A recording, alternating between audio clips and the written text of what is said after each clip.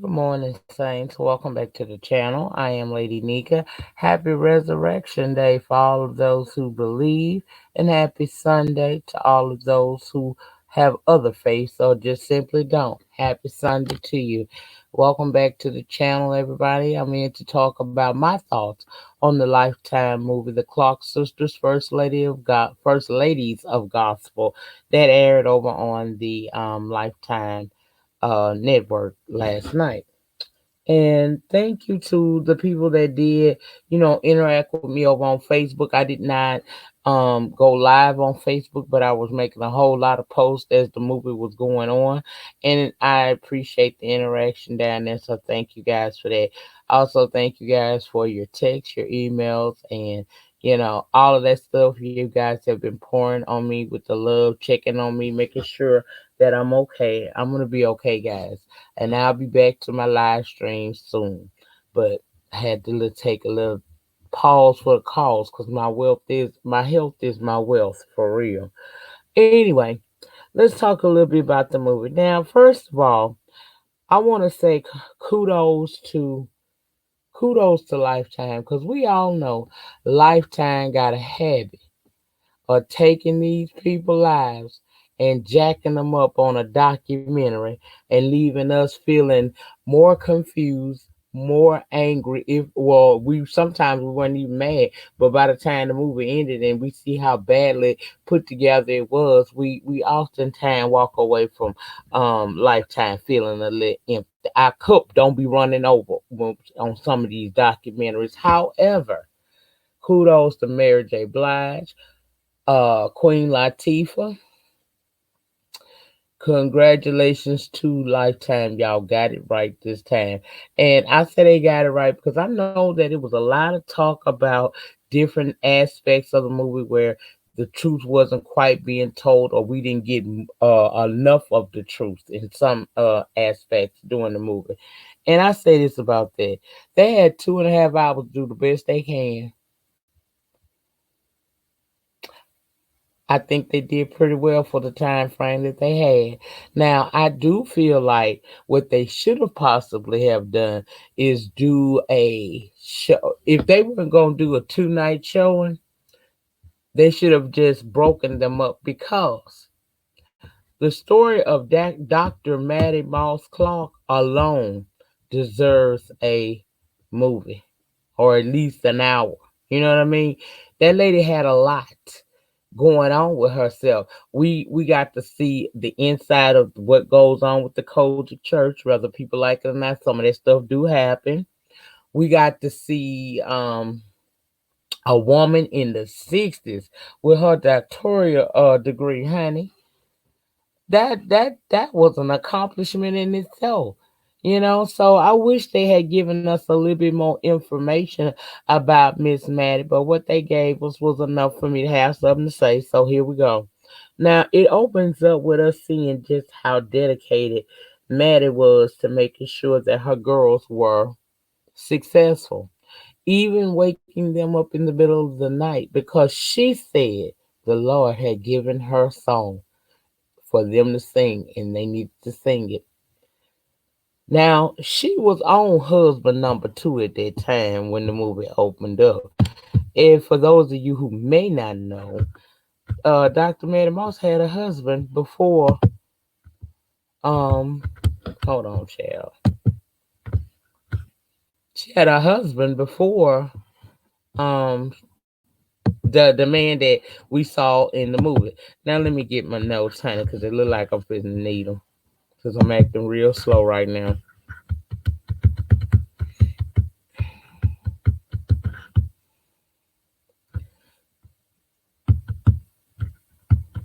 Now,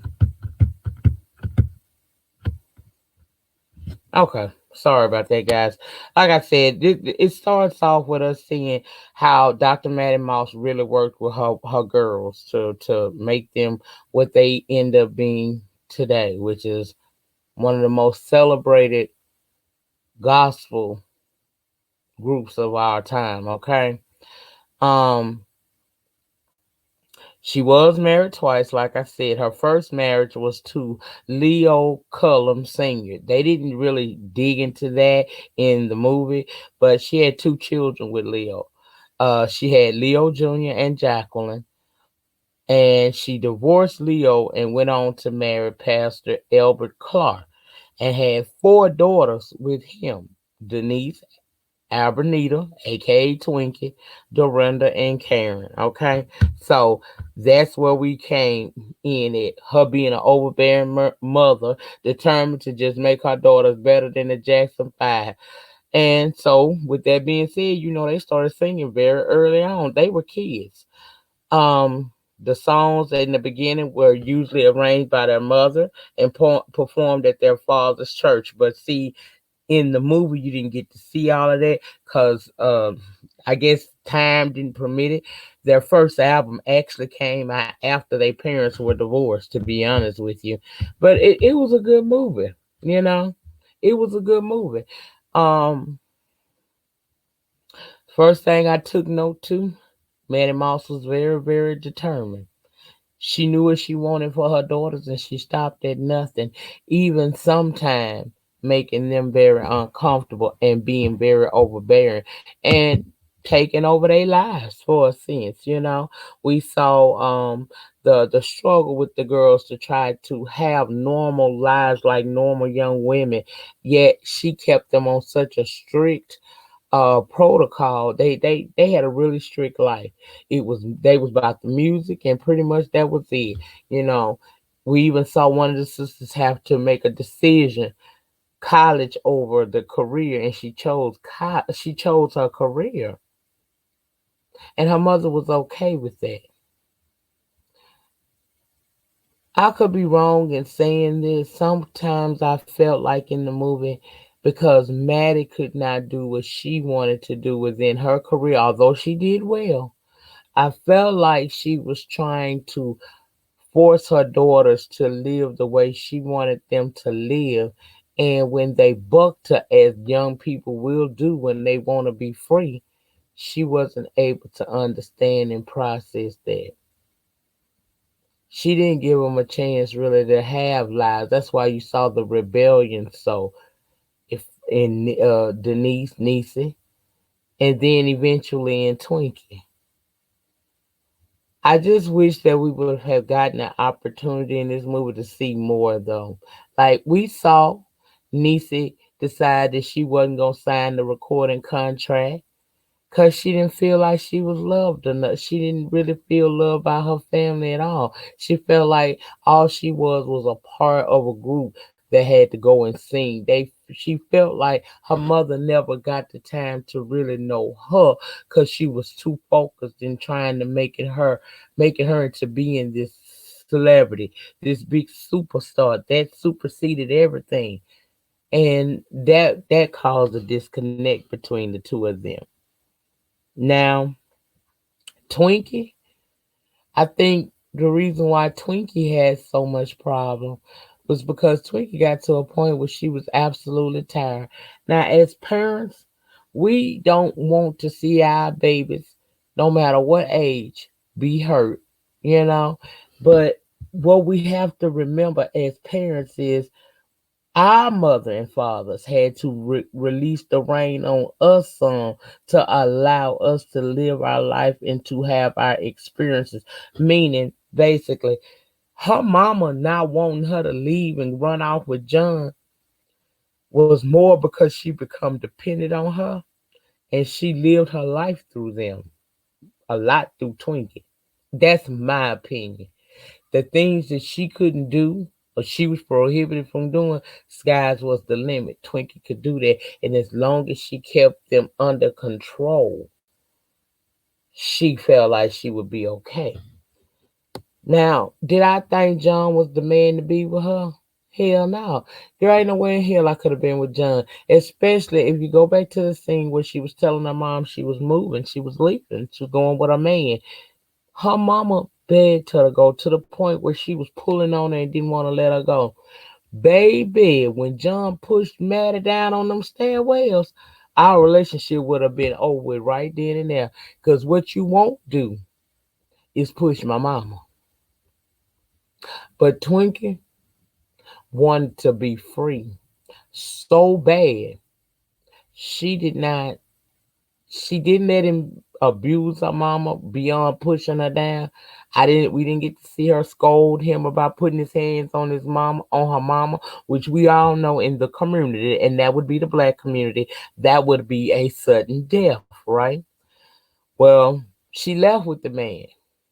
And later on we saw he was just as shiftless as Miss Maddie had said.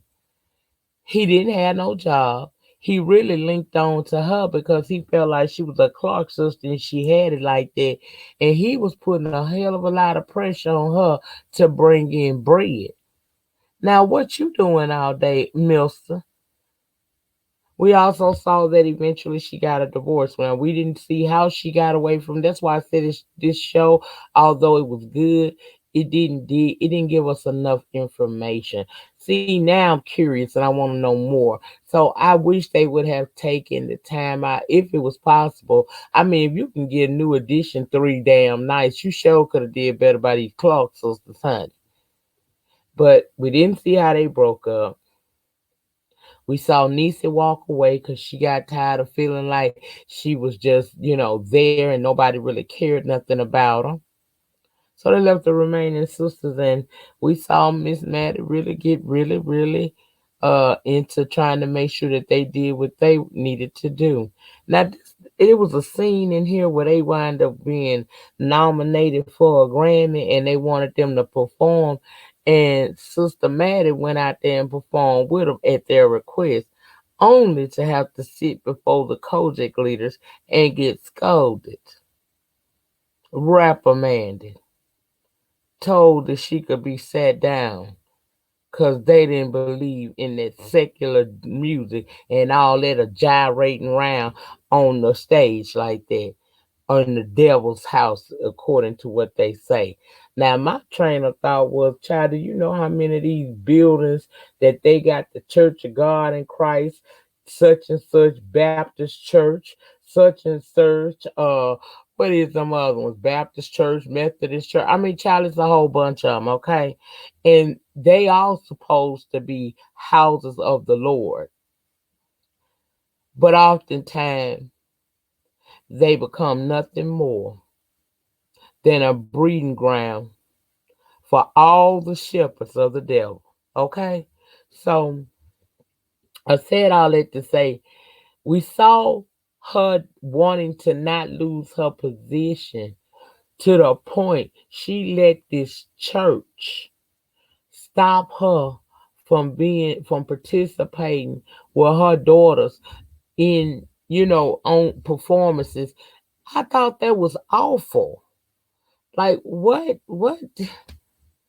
So because she sung a gospel song at the Grammys with her daughter, I bet you the Kojic Church didn't have no problem accepting any of them tithes and offerings.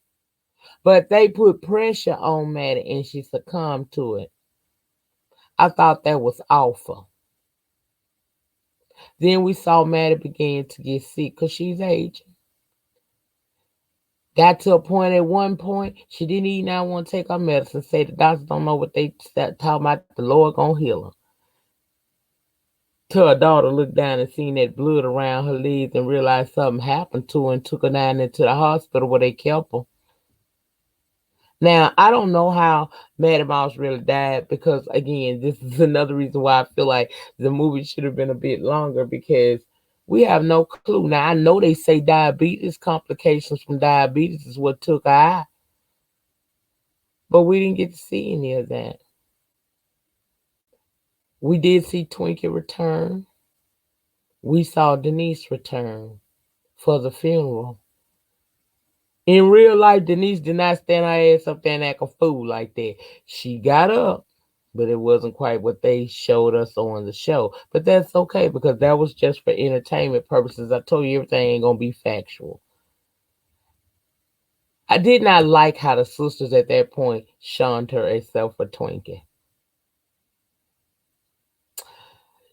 Life had beat Twinkie down so bad. And she was just looking for something of her own. That's the reason why in the movie you saw her sell her catalog just for a car. I know to the family it seemed like she was being selfish, but when you every day, all day long, 365 days of the year, 52 weeks in a damn year, 12 months in a year, every single one of them, you wake up living, breathing, and eating just to please your mom in the church, that can be a weight on you. It can weigh you down to the point where I think she felt like she ain't have nothing of her own. So when she made that decision, I don't think she made that decision to sell her catalog because she was being selfish. She wanted something nice for herself because up until that point, everything she did for her sisters and her mama. In the end, when her mama died and she came back for that funeral, that grief was on her so bad. That girl snapped and actually was in. She had a nervous breakdown. They had to put her down to the hospital. And for a minute, they ain't think she was gonna make it. But God, okay. I love the fact that they were able to come back together in the last scene where they sung together and we learned what each one of them was doing. It was a good show. It was a good movie. I really liked it. Now it's a whole lot more to that story, y'all. Some of which I know and some of which I don't know. But if you watch this show, it should make you, if you don't know the true story of the Clark sisters, it should make you want to go and dig a little bit deeper. You ain't got to dig that hard, good. Go to Google. But it'll tell you a lot more about this family.